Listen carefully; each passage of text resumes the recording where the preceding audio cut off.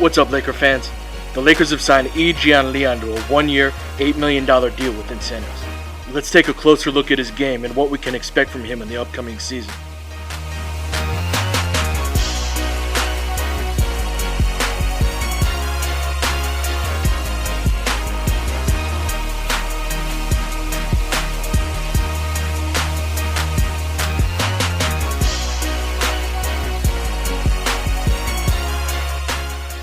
The Chinese Basketball Association is notoriously high-scoring and short on defense, but I still think we can evaluate Yi within that paradigm.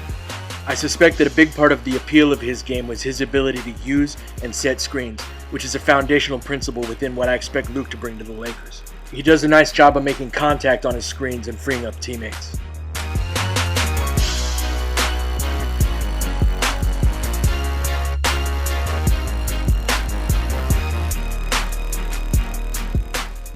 He also does a good job of reading screens and knowing when to slip them.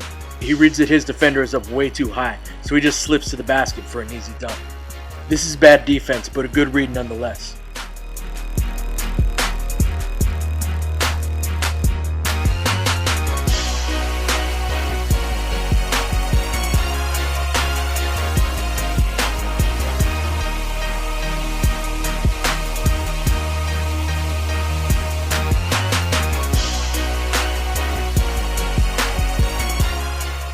He's also capable of picking and popping off of his back screens, which will be valuable.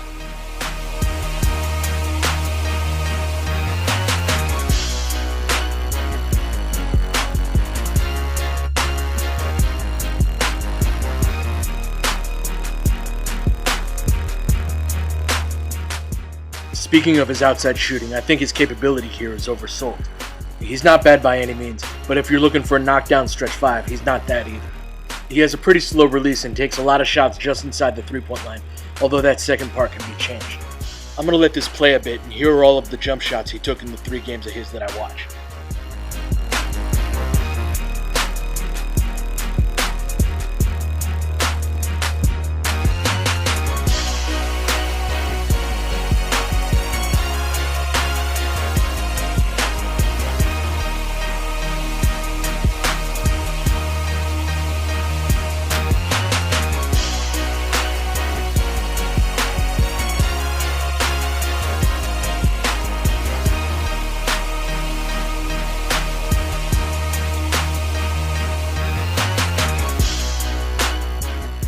Spot-up shooting and attacking closeouts go hand in hand, and he struggles in this area.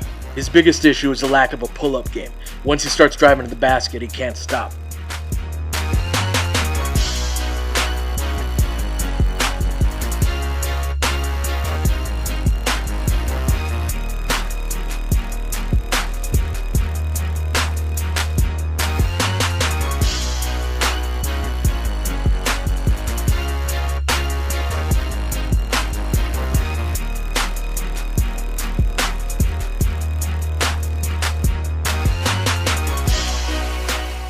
He's solid in the pick and roll and has the ability to pick and pop as well. He also rolls hard to the basket, which draws the attention of extra defenders. Part of that's because he's one of the better players on the court in China, but he does a good job nonetheless.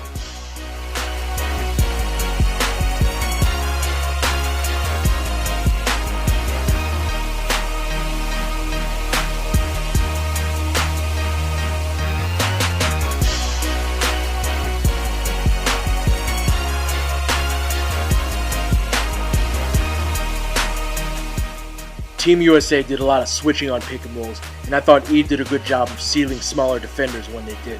His teammate made the pass way too late, but he did his job.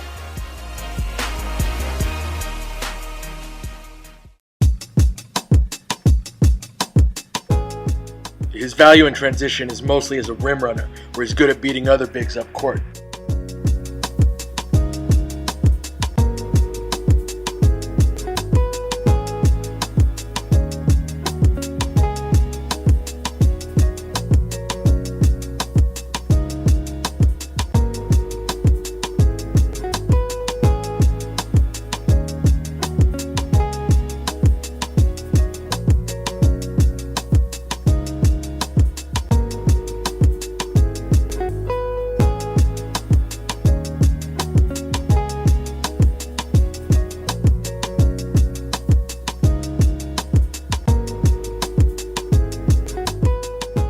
While he's not very good at creating his own shot, he does have a quick first step out of triple threat position.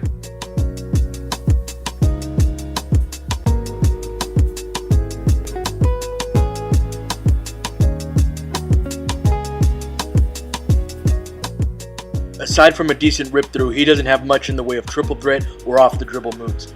Harrison Barnes completely locks him up right here.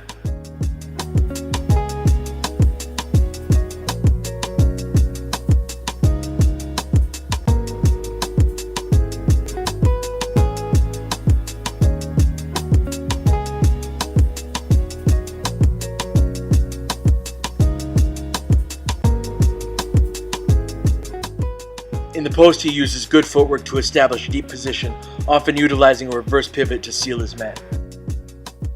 But he has almost nothing in the way of post moves, resorting to a turnaround jumper almost every time.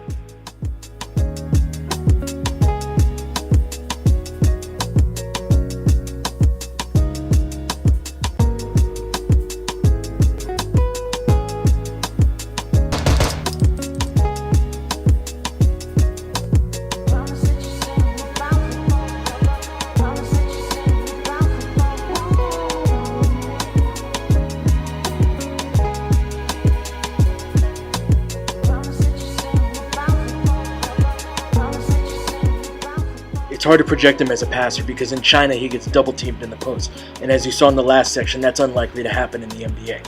Even with that being said, he had a nice feel for finding the open man, and hopefully that translates to him being able to do that on the perimeter, where he's more likely to be in the NBA. He could be a bit of a ball hog at times too, shooting over multiple defenders.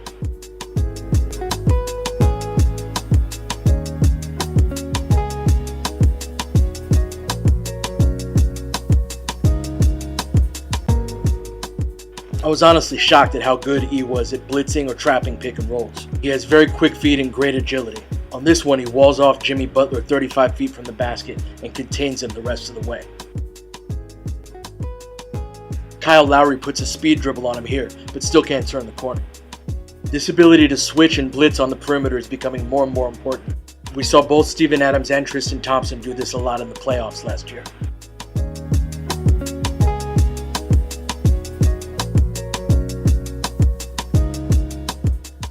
He did a good job on soft edges as well, keeping the ball handler in front of him.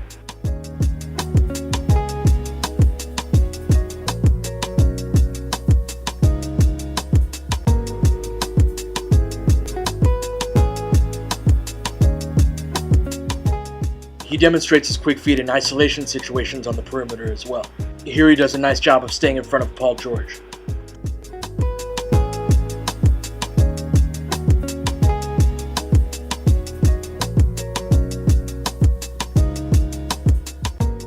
He's below average on his closeouts, in large part because he pulls up short and doesn't chop his feet. He could be really good at it if he had better technique because he's very quick.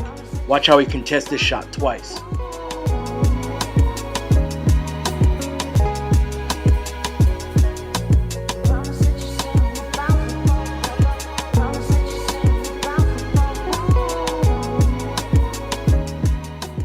He's slow to rotate and protect the rim.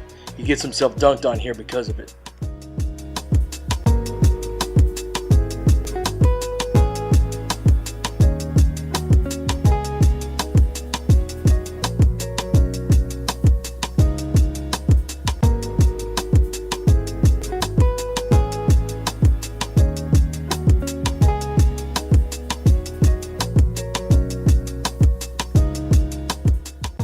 On the positive side of things, E does a nice job of pursuing rebounds outside of his area.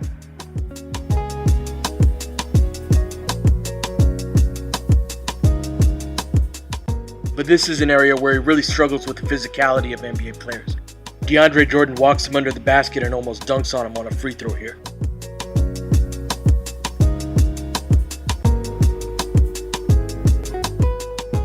There's no shame in getting pushed around by guys like DeMarcus Cousins and DeAndre Jordan, but in E's case, it's especially bad. While E has a lot of ability in the screening game on both ends of the court, his weaknesses as a rim protector and a defensive rebounder will be difficult to overlook.